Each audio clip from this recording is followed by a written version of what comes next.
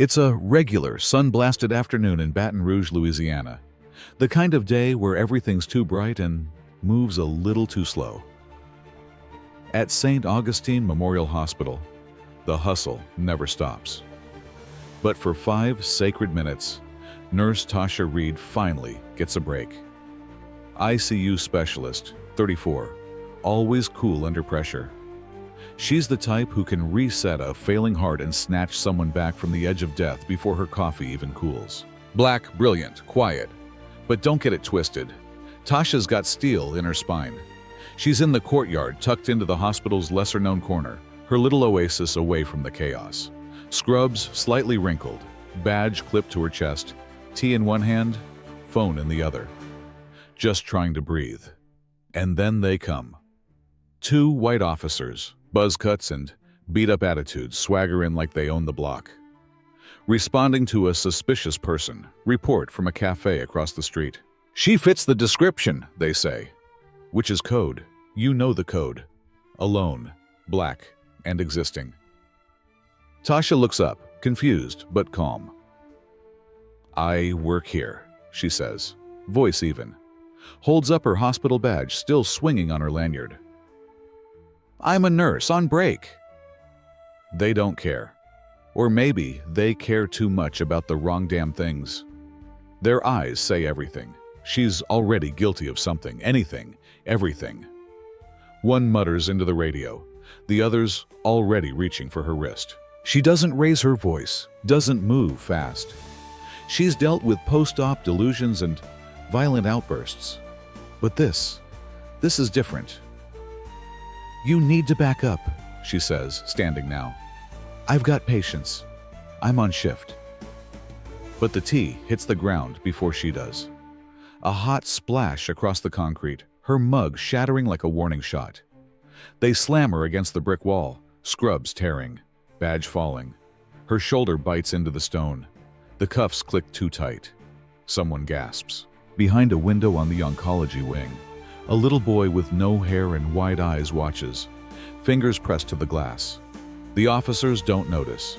They drag her back through the ER entrance like she's trash on pickup day. Everyone freezes. Phones come out, whispers, then shouting. Then nurses are screaming her name. "That's Tasha! That's our nurse!" But the officers keep moving, dragging her through the sterile hallway like she doesn't belong, even though she's got more hours on those floors than both of them combined. Her tea's still steaming in the courtyard. Her badge is still lying on the ground. And just like that, everything's changed. What the cops don't know, that's not just a nurse. That's the ICU backbone, the one who trained half the ER. The one who kept a senator's mother alive on a bad night in 22. The one who's got more witnesses, video evidence, and professional respect than their entire precinct combined. They picked the wrong woman, at the wrong hospital, in front of the wrong cameras. And in 4 minutes flat, their kingdom starts to crack. Want to know what happens when a system built on silence slaps the wrong soul? You're about to find out. The automatic doors of St. Augustine's ER hissed open like they knew who was coming. Dr. Evelyn Baptiste walked in like a storm in heels. Not loud, not wild. Just quiet, focused, and carrying the kind of weight that shifts rooms without a sound. Black, 58. Director of St. Augustine Memorial. Former trauma surgeon with hands that once stitched up bodies in combat zones, while bombs shook the dirt under her boots. War vet, hospital legend. The kind of woman whose name, when whispered down the hallways, made interns straighten up like they'd seen God. Except, God wore a tailored blazer and didn't tolerate bullshit. And she was pissed. Not visibly. Not yet. But there was a specific chill to her stride. That, calm before the hurricane, eye opened wide. She saw the gurney first. Then, she saw who was strapped to it. Tasha Reed, her nurse. Her ICU cornerstone. Face bruised, lips swelling, wrists raw in metal cuffs that didn't belong on any damn healthcare worker. 2 officers leaned against the nurse's station, chatting like they'd just wrapped up lunch. Security was frozen mid-decision, shoulders tense, unsure if they should intervene or pretend they didn't see what was unfolding in their own house. Dr. Baptiste didn't yell, didn't need to. Her voice dropped like a scalpel. "What is this?" One of the officers, short, stocky, the type who compensates for a weak sense of self with louder authority, barely looked up. He waved her off like she was background noise. "Loitering suspect, might be holding, refused to ID. We got it under control." Most Evelyn blinked once. "That loitering suspect," she said slowly, like drawing back a bowstring, "is a registered nurse, on her legally mandated break, in uniform, on hospital grounds." The taller cop looked up, confusion spreading slow like mold. "And you are?" "I'm the woman who signs your post-incident complaint forms," Evelyn replied, voice colder than a morgue slab. "And you just made the worst professional decision of your career. You could have heard a pulse beep." Suddenly, every security guard in the room remembered where their loyalties and paychecks came from. One of them, Joel, a soft-spoken guy who usually smiled too much, took a sharp step forward. "Dr. Baptiste, this just happened. We were about to—" "Unlock her," she said, without looking at him. Her eyes never left the cop's. "She was resisting," the shorter cop started. "Do I look like I asked for your narrative?" Evelyn cut in. The silence that followed wasn't awkward. It was judgmental. And in that silence, the nurses started whispering. The techs started recording. A respiratory therapist quietly called up the internal review board. "You came into my hospital," Evelyn said, taking a slow step toward them. "Assaulted my staff, disrupted patient care, and dragged a healthcare worker through an emergency ward in front of families, children, dying patients. She didn't show ID," the tall cop finally barked, voice sharp, like that would cover for the mess they were sinking into. Evelyn didn't flinch. She didn't need to. Her ID is clipped to her chest. Her badge is visible, and even if it wasn't, this isn't a street corner. This is a hospital. Tasha, still cuffed, but now more alert, locked eyes with Evelyn. A flicker of relief passed between them. A promise. "I got you." "Security," Evelyn said, eyes still on the officers. "Remove those cuffs, now." The taller officer shifted, hand drifting toward his belt. A move. A threat. Big mistake. Evelyn turned her head just slightly. "You put your hand on that weapon in my hospital, and I swear to God you'll leave in one of our trauma bags." No one breathed. The shorter officer blinked. "This is obstruction of—" "No," Evelyn said. "This is accountability." The cuffs came off, and the second they clicked open, Tasha sat up straighter. Joel brought her water. Another nurse helped with the bruises. Phones were still recording, but the real damage, that had already begun. "You'll be hearing from our legal team," the tall cop muttered, backing away. "You'll be hearing from the State Board of Inquiry," Evelyn replied flatly. "And I hope you like national news coverage because, guess what? St. Augustine's got Wi-Fi." They left in a hurry, but the fallout, that was just getting started. And Dr. Baptiste. She just turned, adjusted her sleeves, and said, "Get her to the nurses' lounge and get me legal on the line. We've got a reckoning to plan."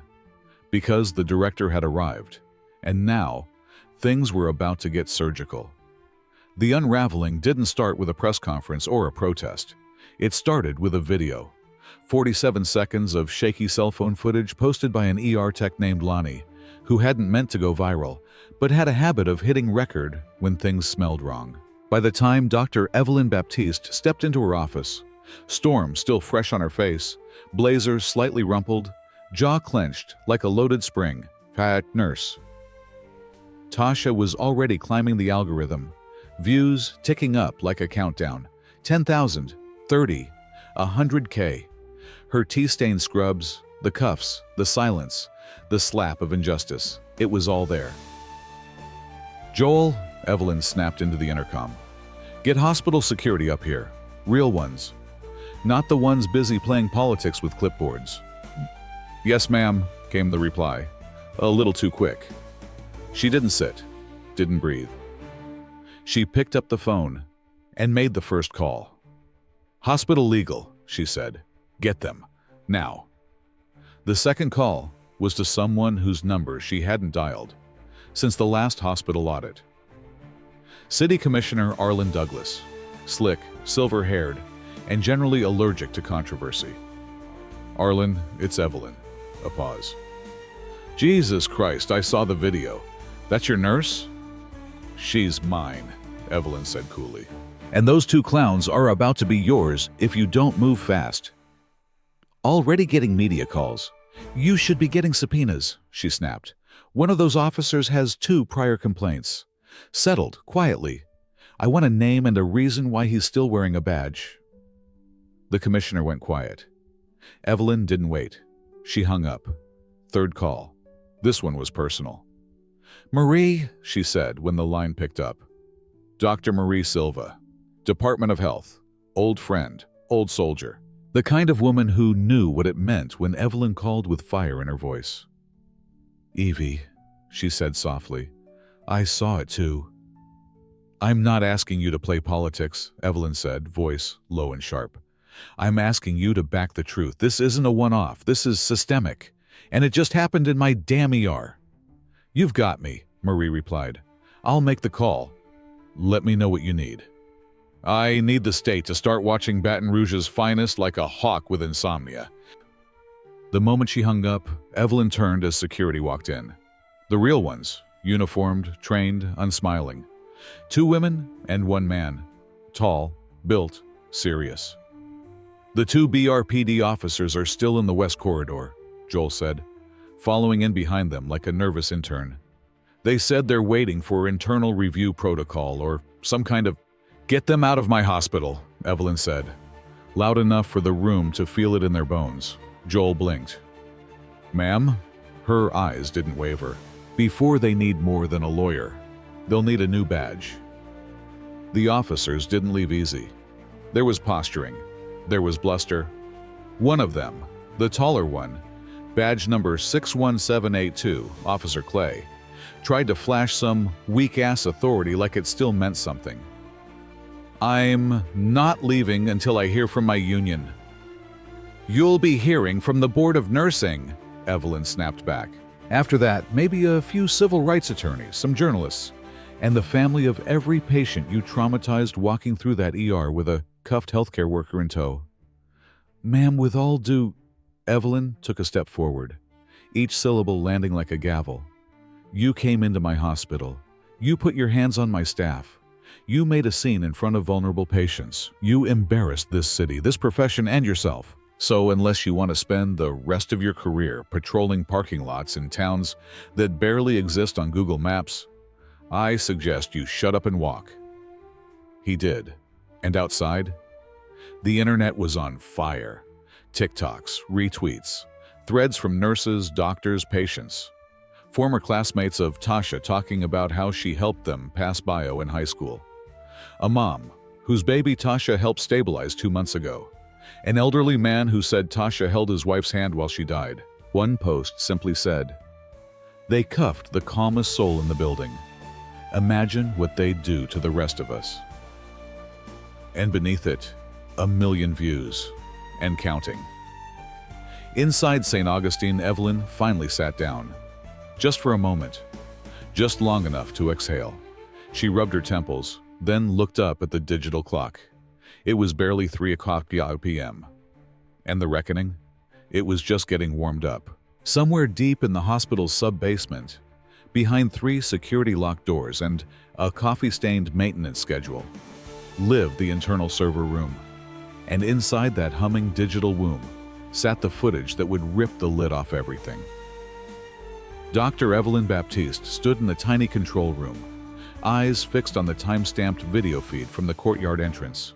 Her arms were crossed tight, face carved from stone, and beside her stood Grant, the head of IT. Young, nervous, the kind of guy who wore lanyards like armor. "There," Evelyn said, tapping the screen. "Freeze it, zoom." It was from earlier that day. The same 2 officers, Clay and Merritt, standing across the street. Not walking, not responding, waiting. Grant clicked back the footage.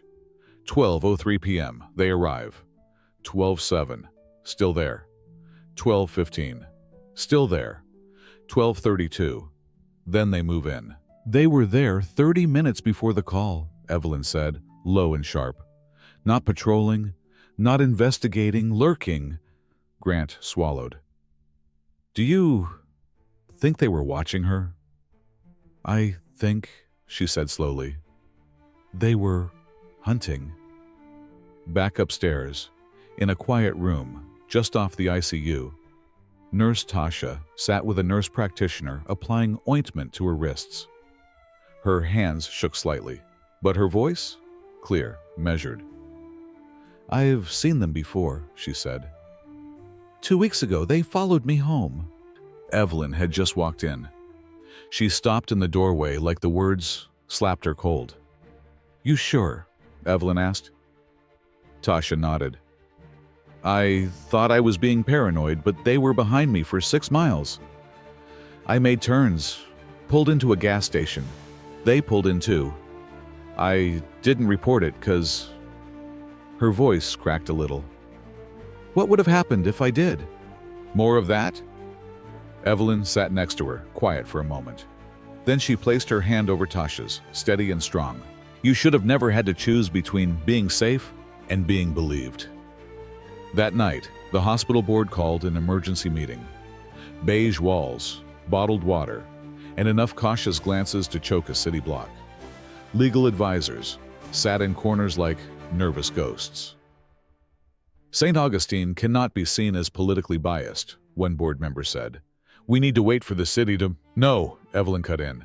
You want to wait for someone else to clean your mess. I'm not playing that game. We support our staff, another said, rehearsed. But this situation is evolving fast and we... You're scared, Evelyn snapped, standing up. You're scared of headlines, of donors, of lawsuits. But you know who wasn't scared today? Tasha. She walked into this hospital in handcuffs and didn't break. So why the hell should we? No one answered. So Evelyn left. And the next morning, the press conference happened. She stepped onto the front steps of St. Augustine like it was a battlefield. A dozen cameras, 24 mics, reporters calling her name. TikTok live streams already rolling. The hospital glinting behind her like a monument to everything at stake. She didn't read from a script. She didn't stumble. My name is Dr. Evelyn Baptiste, she began, director of St. Augustine Memorial Hospital.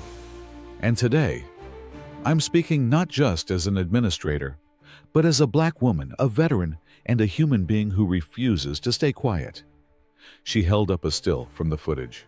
These two officers, Clay and Merritt, loitered outside our hospital for 30 minutes before confronting Nurse Tasha Reed. They were not called. They were not requested. They were watching, profiling, and then they attacked. Flashbulbs, gasps. One reporter mouthed, "Holy shit," on live stream. I have submitted a formal complaint to the Baton Rouge Police Department.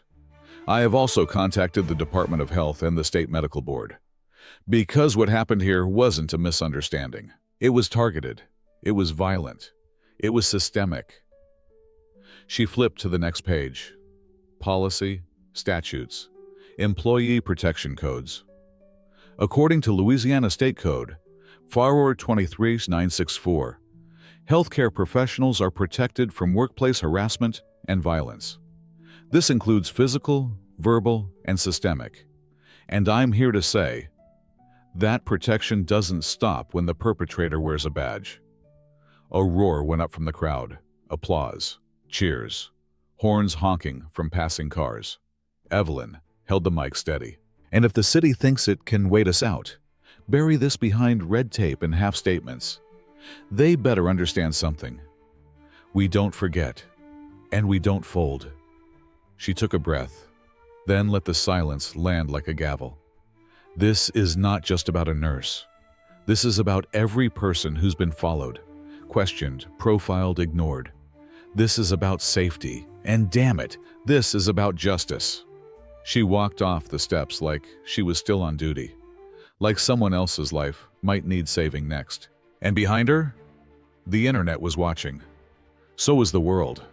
And in the halls of St. Augustine, the whispers started turning into something louder, a movement. You ever see a thread get pulled and suddenly the whole damn sweater starts unraveling? Yeah, that. By the fifth day, the city was no longer whispering about our nurse Tasha. It was screaming it. Protest signs flapped in the humid wind outside City Hall. Hashtags turned into headlines. TikTokers were doing deep dives like amateur detectives. And somewhere in that social media hurricane, a nurse named Janelle Price sent an email. Subject line, "I thought I was alone." Dr. Evelyn Baptiste read it at 2:47 a.m. under the soft blue glow of her office lamp. No assistants, no reporters, just her, a cold coffee, and a truth she already suspected. 2 years ago, Janelle had been stopped in the St. Augustine staff parking lot. No call, no report. Just two officers, Clay and Merritt. Same routine, same bullshit. She showed ID. They questioned if it was fake. She said she worked here. They said prove it. She tried to go inside. They cuffed her. No video that time. Just a report filed and forgotten. And like every damn brick in this system, they buried it. Evelyn called her at 3:02 a.m. "I believe you," she said first. "I didn't even think anyone would read that," Janelle said, voice cracking. "They said it was a misunderstanding. The board said not to stir it up." Evelyn's jaw clenched so tight it cracked. "It's already stirred. And now we bring the whole pot to a boil." By 7 a.m., her desk was covered in paper. Reports, emails, staff complaints that were written in passive voice to hide real fear. Was approached by officers in parking lot. Felt unsafe walking to vehicle after shift. Didn't report. Didn't think it would matter. Every one of them black, every one of them near the hospital. She brought in IT again. Run me a pattern on officer reports and patrol stops within 3 blocks of the hospital. Then cross-reference them with the employee shift logs. Grant ran the data, his face growing paler with each line. "Holy shit," he muttered. "They've been doing this for years." Dozens of stops, no arrests, mostly nurses, mostly late night or early morning shifts. And the pattern was as ugly as it was obvious. Profiling wasn't an accident. It was the playbook. So Evelyn picked up the phone, again. But this time, not for a hospital admin, not a commissioner, not a damn city rep. She called Washington. "This is Dr. Evelyn Baptiste, director of St. Augustine Memorial. I'm requesting formal federal intervention. Civil Rights Division. I have documented evidence of systemic profiling by local law enforcement targeting medical professionals of color in Baton Rouge." There was a pause on the line. Then the DOJ rep said, "You'll have a file number by noon." She didn't stop there. She held another press conference. But this time, the crowd was massive. News trucks lined the block. Medical staff stood behind her in scrubs, fists clenched. Protesters waved photos of Tasha, Janelle, others. She stepped up to the mic. No intro, no preamble, just facts. This is not about one nurse being arrested. This is not about one bad stop. This is about a culture of intimidation. She held up a list. 27 incidents, all within 3 blocks of this hospital. All involving black healthcare workers. None resulting in charges. All swept away. Cameras flashed. Reporters screamed questions. But Evelyn just lifted one hand and said, "I have filed a formal complaint with the Department of Justice. We are requesting a full federal investigation into the Baton Rouge Police Department and its relationship with St. Augustine and surrounding medical institutions. I am also calling for the immediate suspension of Officers Clay and Merritt, pending the outcome of that investigation." The crowd exploded. Cheers, applause, chants of "Protect our nurses" rippled through the air. And the hospital board? They didn't say a word. Because silence was no longer safe. Evelyn stepped back from the mic, looked straight into the camera, and finished with, "If you think this ends with Tasha, think again. This is every nurse, every doctor, every orderly who clocked in to save lives and got treated like a suspect just for breathing black." The city wasn't simmering anymore. It was boiling. The room was packed like a courtroom drama in the final act. Except this wasn't a show, and nobody here was acting. The Baton Rouge City Council chamber, usually filled with dry budget talks and half-asleep suits, now pulsed with cameras, reporters, and tension thick enough to cut with a scalpel. They'd brought extra security, extra chairs, extra lies, probably. But none of it could stop what was coming. Dr. Evelyn Baptiste walked in first, unshaken, unapologetic. A force wrapped in a tailored navy suit. Her heels tapped the floor like a countdown. Right behind her, Nurse Tasha Reed. No cuffs this time, no bruises. Just her white coat, her badge, and a quiet fire in her eyes that said, "Try me again." The moment they entered, the crowd stood.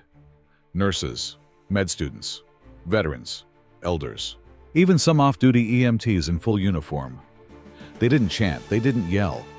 They just stood. A silent wave of witness. Evelyn took the podium like it was built for her. "My name is Dr. Evelyn Baptiste," she began, voice steady and sharp.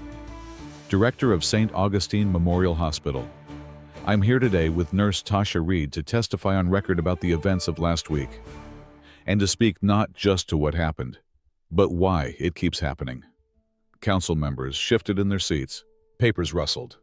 Somewhere, the mayor scratched his head like this was all inconvenient and not explosive. Evelyn didn't care. "Tasha wasn't arrested because someone made a mistake," she said, eyes slicing through the room. "She was arrested because someone saw a black woman on a break and decided she didn't belong. Because in Baton Rouge, wearing scrubs doesn't always make you safe. Sometimes, it just makes you a target." Camera shutters clicked. Her words hit like body blows. She looked straight at the police chief, who sat stiffly, 2 seats down. He cleared his throat, leaned into his mic. "We acknowledge what happened was unacceptable." "Don't," Evelyn snapped, stepping in before he could settle into his apology. "Apologies are for accidents. This was routine." Dead silence. "Your officers waited, watched, moved in without cause, and then tried to justify it with lies about loitering and drug use. Not only did they profile a nurse, they dragged her through an ER full of patients and staff. You didn't just arrest a woman, you arrested our trust." The chief opened his mouth again, closed it. And that's when Tasha stepped forward, soft-spoken, controlled, but powerful in the kind of way that doesn't need volume to shake a room. "I've worked at St. Augustine for almost 7 years," she said. "I've helped deliver babies. I've coded with teams during mass casualty events. I've held the hands of patients dying alone." Her voice wavered just once, but she didn't stop. "And still, all it took was a lunch break and the wrong skin tone for someone to decide I didn't deserve to be there." She looked down the council row. "I'm not here for pity, I'm here for change." And change came fast. Within 48 hours, Officers Clay and Merritt were suspended without pay. 3 days later, the DA's office filed charges: unlawful detention, abuse of authority, obstruction. The city's police oversight board, once just a dusty rubber stamp, was gutted and rebuilt from the ground up. This time with nurses, social workers, and civil rights advocates on the board. And 1 week later, Tasha went back to work. But this time, it was different. The morning sun hit the courtyard just right as she stepped out of her car. And what she saw nearly buckled her knees. A sea of people. Hospital staff lined the walkway. Doctors, CNAs, techs, janitors, everyone in between. They clapped as she walked. They clapped like they were making up for all the times they should have spoken louder, sooner. Outside the gates, community members, kids with hand-painted signs, church elders nodding solemnly, strangers holding coffee and megaphones. The signs said it all. We see you, Nurse Tasha. Power doesn't wear a badge, it wears scrubs. She saves lives. You tried to ruin hers. She walked through it all, eyes wide, hand to her chest. Some people reached out to touch her shoulder. Others just stood with tears in their eyes because this was more than just about one woman. It was about all of them. Dr. Baptiste waited at the entrance, didn't say a word, just handed her a new badge. Brand new, still shiny, still hers. And as Tasha clipped it to her scrubs, a quiet truth settled over the crowd. They tried to silence her. They tried to humiliate her. But in the end, they just handed her the microphone